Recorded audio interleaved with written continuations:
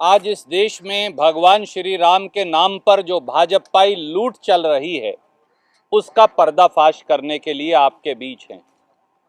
देते हैं जो भगवान को धोखा, इंसा को क्या छोड़ेंगे। अब इस देश को भारतीय जनता पार्टी के चाल चेहरे और चरित्र पर इन दो शब्द वाक्यों के साथ चिंतन करने की आवश्यकता है। आज मोदी जी और योगी जी दोनों को हम तुलसीदास जी की वो दो लाइनें याद दिलाना चाहते हैं। नाम राम को अंक है, सब साधन है सून, अंक गए कछु हाथ नहीं, अंक रहे 10 गुण। यानी राम नाम की आस्था के साधन मोदी जी और योगी जी 10 गुना बढ़ जाते हैं, परंतु राम नाम की आस्था को खंडित करके कुछ हासिल नहीं होता, बल्कि 10 गुना नुकसान होता है। भगवान राम के अयोध्या में बन रहे भव्य मंदिर के नाम पर चंदे की लूट और अब भगवान राम की अयोध्या नगरी में भाजपाइयों द्वारा संपत्ति एकत्रित करने की लूट,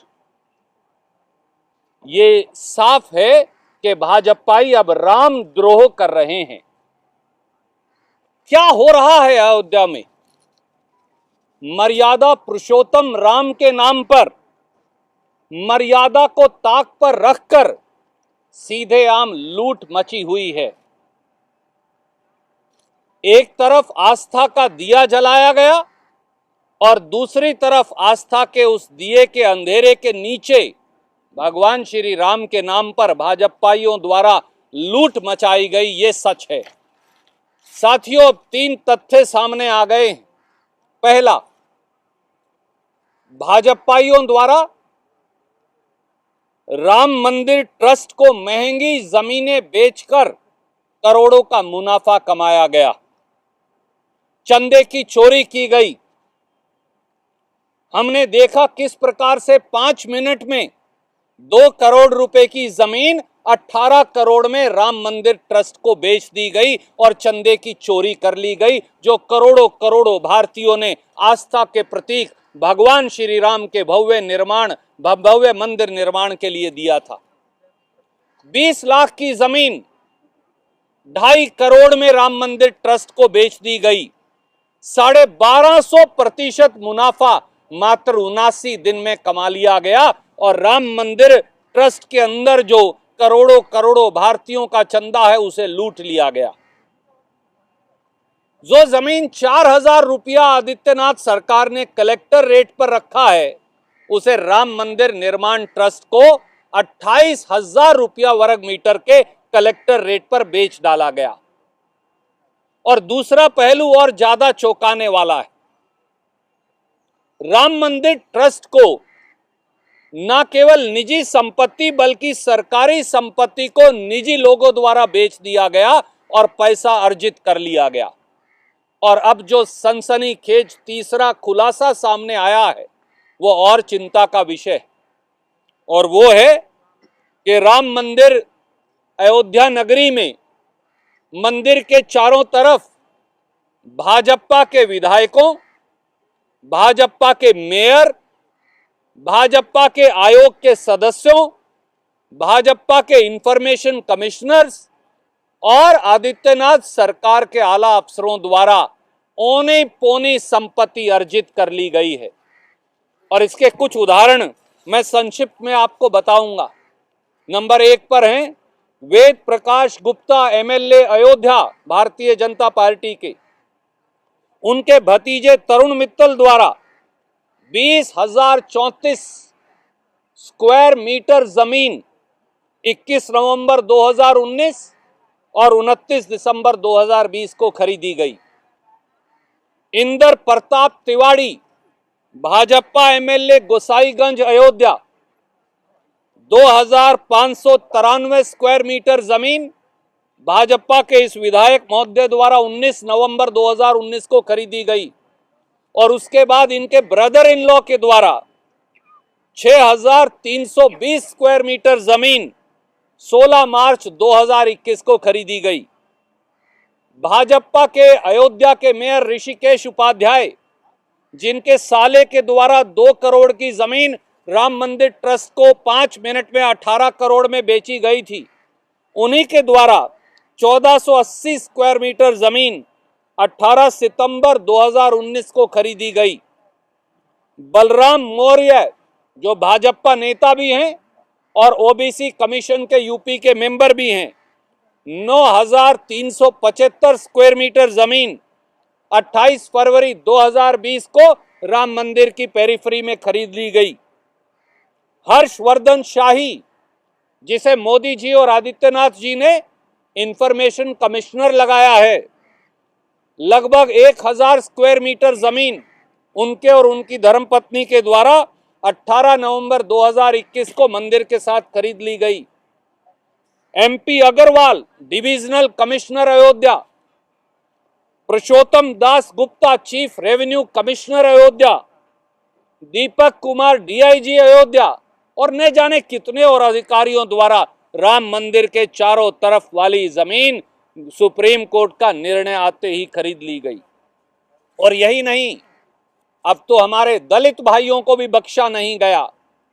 भारतीय जनता पार्टी के एक और समर्थक महेश योगी जी ने महर्षि रामायण विद्यापीठ ट्रस्ट के नाम से पहले 21 बीघा जमीन, जिसकी कीमत 9-9.5 करोड़ रुपया है, 25 लाख में ट्रस्ट के नाम करवा ली और फिर उसे भी अधिकारियों को बेच दिया गया। हम सबको मालूम है कि दलितों को आवंटित की गई जमीन सामान्य वर्ग का कोई व्यक्ति यूपी में नहीं खरीद सकता, परंतु राम मंदिर के चारों तरफ की दलितों की जमीन, भगवान श्री राम तो भीलनी के बेर खाया करते थे और ये दलितों की जमीन भी हड़प गए, इन्होंने उन्हें भी नहीं बख्शा। साथियों, बात बड़ी सीधी है और बात यह है कि भगवान श्री राम आस्था के प्रतीक हैं। भगवान राम तो मर्यादा हैं, भगवान राम तो सनातन हैं, भगवान राम तो सत्य हैं, भगवान राम तो प्रेम हैं, परंतु उन्हीं भगवान श्री राम की मर्यादा पुरुषोत्तम की अयोध्या नगरी के अंदर भारतीय जनता पार्टियों द्वारा जमीनों की खुली लूट का धंधा चल रहा है। और हमारे आदरणीय प्रधानमंत्री जी पूरी तरह से मौन धारण किए हैं, एक शब्द उनके मुंह से निकल नहीं रहा। आदरणीय मोदी जी, अब इस खुली लूट पर आप अपना मुंह कब खोलेंगे? कांग्रेस पार्टी और देश के लोग और राम भगत ये सवाल पूछते हैं। आदरणीय मोदी जी, क्या ये रामद्रोह नहीं? क्या ये रामद्रोह से कम कुछ है? अंधेर नगरी चौपट राजा का धंधा अब अयोध्या में भाजपा ही चला रहे हैं, पर शायद वो भूल गए कि भगवान श्री राम के घर में देर तो हो सकती है पर अंधेर कभी नहीं हो सकती। इसलिए पाप और श्राप के भागी हैं सारे भाजपाई, और अब प्रधानमंत्री को सामने आकर जवाब देना चाहिए कि वो मंदिर के चंदे की लूट की जांच कब करवाएंगे और ये जो संपत्ति भगवान श्री राम की अयोध्या में अर्जित की जा रही है भाजपाइयों द्वारा, इसकी जांच कब होगी? कोई प्रश्न आप पूछना चाहें तो स्वागत है।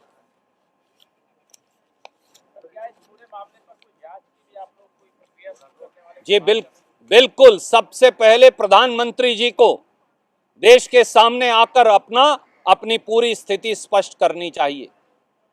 यहां तो साफ है, भारतीय जनता पार्टी के मेयर के साले 2 करोड़ की जमीन 18 करोड़ में 5 मिनट में राम मंदिर ट्रस्ट को बेच देते हैं। 25 लाख की जमीन 79 दिन में राम मंदिर ट्रस्ट को 2.5 करोड़ में बेच दी जाती है। वो जमीन जो प्राइवेट आदमी बेच नहीं सकते, वो भी बेचकर राम मंदिर ट्रस्ट का चंदे का पैसा हड़प लिया जाता है। इन चंदा चोरों को भगवान श्री राम के मंदिर के निर्माण के नाम पर इकट्ठे किए गए चंदे को चोरों को कब सजा देंगे मोदी जी? आप चुप क्यों हैं?